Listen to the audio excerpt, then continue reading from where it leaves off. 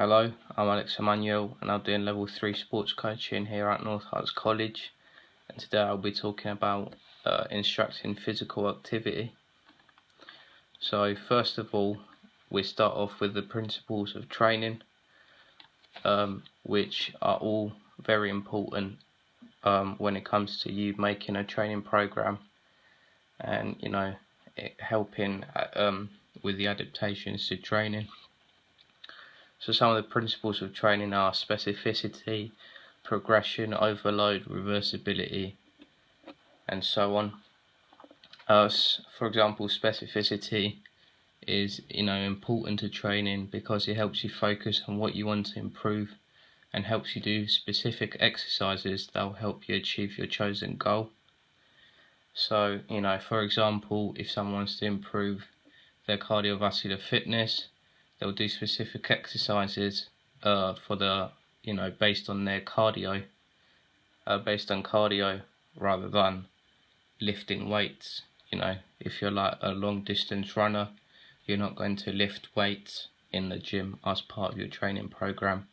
You'll work more on treadmill for a long period of time, working on that aerobic system, etc., and aiming to get more oxygen into the bloodstream and more oxygenated blood being able to be pumped around to your body and your working muscles.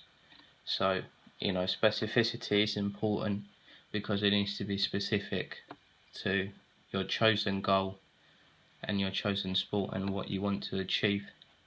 Another one is progression, which is important to always aim to improve your results rather than try and maintain them, which some athletes might want, but obviously it will be more beneficial and you'll get more out of your training program if you're working to progress and become better.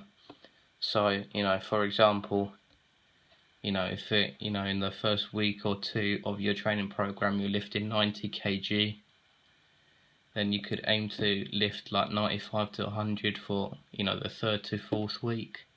So then you're progressing and you're being able to lift heavier weight. So there's clearly progress shown there. So moving on, we have the components of fitness such as strength, aerobic endurance, muscular endurance, and flexibility. And this have their own adaptations to training. So for example, strength, which is the muscular strength, is the maximum force of a muscle or muscle group can exert during a contraction. So an adaptation to training for strength would be hypertrophy, which means that your muscles are starting to increase in size, and therefore you'd be able to lift more weight.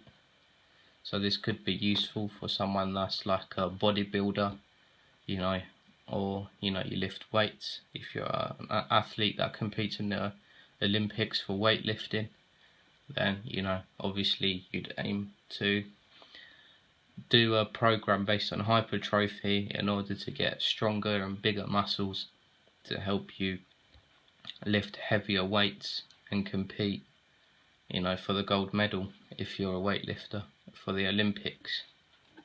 Something like aerobic endurance is the body's ability to sustain medium to high intensity during physical exercises for extended periods of time. So this could be helpful for someone that's like a marathon runner maybe. Some adaptations to training for this would be things such as your heart gets bigger, so there'll be cardiac hypertrophy. So this will help allow more blood to be pumped around the body to their working muscles per contraction. Another adaptation could be the decrease in heart rate, and so on and so forth, and you have increase in cardiac output and stroke volume. So these all help you keep going for longer without starting to fatigue. Obviously having a decrease in resting heart rate is obviously better, and it means you're much healthier and you're a much more fit person than other people. moving on, we have the health and safety for a PAR-Q.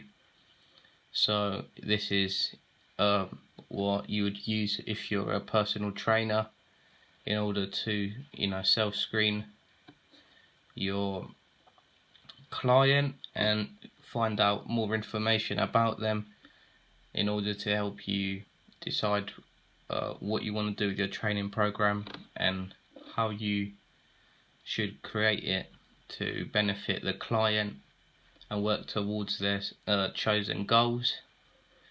It can also give you an idea of any past health issues, etc., and see if they have a healthy lifestyle. Maybe if there's someone that drinks too much or takes drugs or whatever.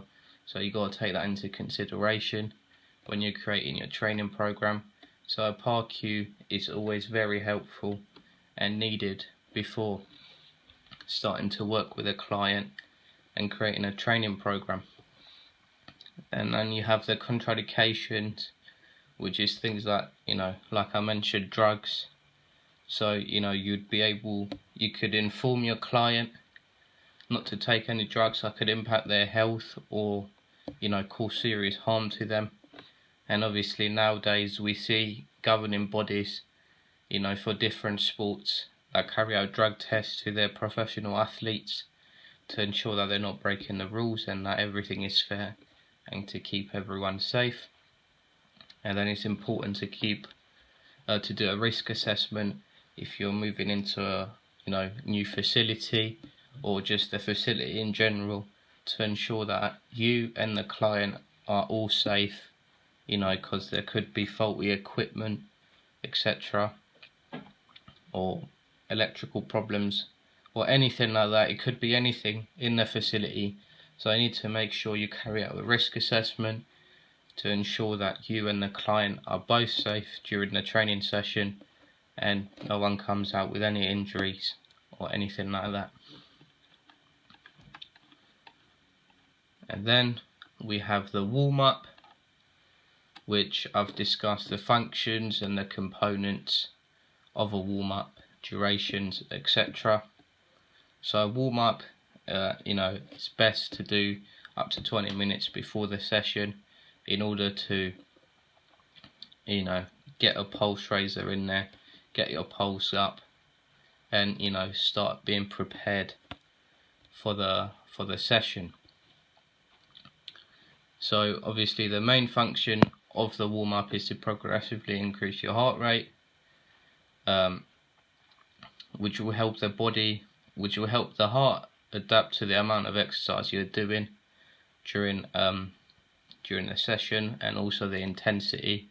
So you have more blood pumped around the body to the working muscles the higher your intensity is, and your heart just adapts to it through the warm-up.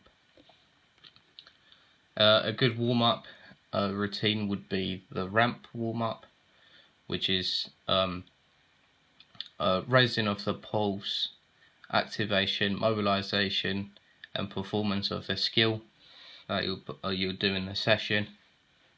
So they're all key to having an effective warm-up and a good ramp warm-up as well.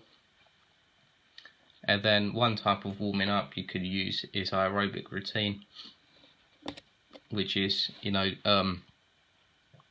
working on your body taking in oxygen that will then be used to be pumped to the working muscles during the session for you to have more energy and not get fatigued as much or as easily.